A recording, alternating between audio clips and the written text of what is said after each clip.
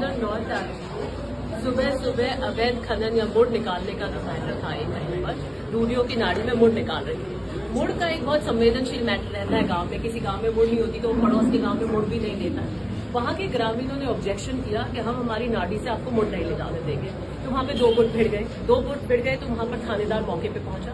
जब मुझे इसकी जानकारी मिली तो मैंने थानेदार को फोन किया। मैं दिल्ली में थी कि क्या मामला हुआ है कि साहब ऐसे 2 गुट भिड़ गए। तो मैंने कहा ऐसा करना संघर्ष दृष्टि रखना और दोनों को पाबंद कर दो। लॉ एंड ऑर्डर की स्थिति हो गई है तो आप दोनों को पाबंद कर दो। कि बिल्कुल हम दोनों को पाबंद कर देंगे। 1 घंटे बाद मुझे बताया गया कि किसी थर्ड पर्सन को पाबंद कर दिया और जेसीबी वहां पर चल रही है। मैं थानेदार को फोन किया कि जेसीबी वहां पर चल रही है और आपने एक ही पक्ष को क्यों पाबंद किया है। कि नहीं, मैंने 2 कांस्टेबल्स वहां छोड़ दिए हैं और जेसीबी नहीं चलने देंगे। मैंने कहा जेसीबी सीज कर लीजिए आप।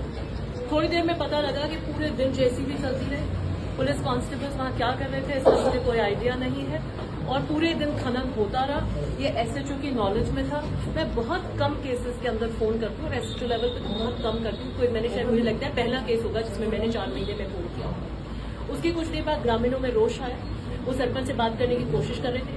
सरपंच कहीं पुलिस के साथ में जा रहा था, प्रशासन का जोर दिखा था। तो यंग बच्चे थे, उनको गुस्सा आ गया। उन्होंने डंडा लेके खड़ी हुई गाड़ी के कागज तोड़। हमने उन बच्चों को पेश करवा दिया कि निश्चित रूप से आपने गलत किया है, इसलिए ये तो इस तरीके के प्रकरण नहीं करने चाहिए। उस पक्ष की 4 एफआईआर दर्ज करते हैं एक मामले के अंदर। एक मामले में आप एक ही कर सकते हैं, रंगदारी, फिरौती, लूट जैसी धाराओं में लगाकर उनको बहुत कुख्यात अपराधी प्रेजेंट करके इस तरीके से किया और जो सामने वाला पक्ष था उसकी एक भी एफआईआर दर्ज नहीं करी। उसके बाद में हमने बात करी। मैं दिल्ली से यहाँ पे लैंड कर गई थी। मुझे पता लगा और जैसे मैं घर पहुंची तो पब्लिक डोमेन के अंदर डिटेंशन की कस्टडी के एक बच्चे का वीडियो आ गया। मैं थानेदार को फोन लगाया कि पुलिस कस्टडी के अंदर आप किसी प्रकार का वीडियो नहीं बना सकते। कि आप ये जानते हैं गिरफ्तार व्यक्तियों के अपने एक अधिकार होते हैं, राइट टू डिग्निटी होती है और दूसरी बात आप उसको कंपेल नहीं कर सकते अपने खिलाफ स्वीकार या कबूलनामा करने के लिए। तो उसने कहा कि मैं जानता हूं, मुझे एसपी ने निर्देश दिया है ये बनाने के लिए। मैंने उसके बाद पूछा कौन आया हुआ है, एडिशनल एसपी आया है। मैंने एडिशनल एसपी से बात करी।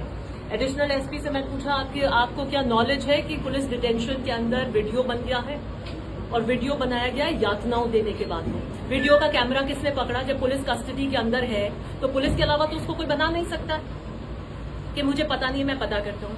उसके बाद मुझे जो वहां पर लोग थे ग्रामीण, वहां से पता लगा कि वहां नाई बुला लिया गया है सिर मुंडवाने के लिए। एसपी से संपर्क साधने की कोशिश करी, एसपी ने बात नहीं करी। मैंने आईजी से संपर्क साधा, उन्हें बताया और मैं धन्यवाद ज्ञापित करती हूँ आईजी की तीव्र कार्रवाई के कारण हम उस सिर मुंडन को रुकवा पाए। उन्होंने तुरंत बात करी और सिर मुंडन को रुकवाया, लेकिन तब तक दाढ़ी और मूंछ बर्बादी कर दी। मैं इस बात को पूरी तरीके से अब जोधपुर जिले में मुहिम की तरह चलाऊंगी कि कुख्यात अपराधी कोई आप पे अटैक करता है और पुलिस बचाव में उसके ऊपर कोई अटैक करती है, वो एक अलग बात है। आम केसेस के अंदर, नॉर्मल केसेस के अंदर एक वन टाइम कोई कांच तोड़ दिया, कोई धक्का मुक्की कर दी, ऐसे प्रकरणों के अंदर आप पुलिस डिटेंशन में जो ये ह्यूमिलिएशन करते जाते हैं, जिसको पब्लिक ह्यूमिलिएशन कहते हैं, पब्लिक शेमिंग करते हैं, जो आप खुद ही वहां जज बनते हैं कि हाँ हम इससे कबूल करवाएंगे, ऐसे करवाएंगे, वो होगा कि नहीं है कि नहीं है, किस इरादे से लाया गया है। पुलिस की ईगो तो नहीं हो गई, घर पे आपसे 2 बात कर ली, बहस कर ली, आप उठा के लेकर आए, चेप दिया आपने और आपने कबूलनामा करवा दिया। मैंने आईजी साहब से रिक्वेस्ट करी और बिल्कुल वो मेरे साथ इस बात को अग्री करते हैं और उन्होंने थाने के अंदर ये कह दिया मैसेजेस कर देंगे।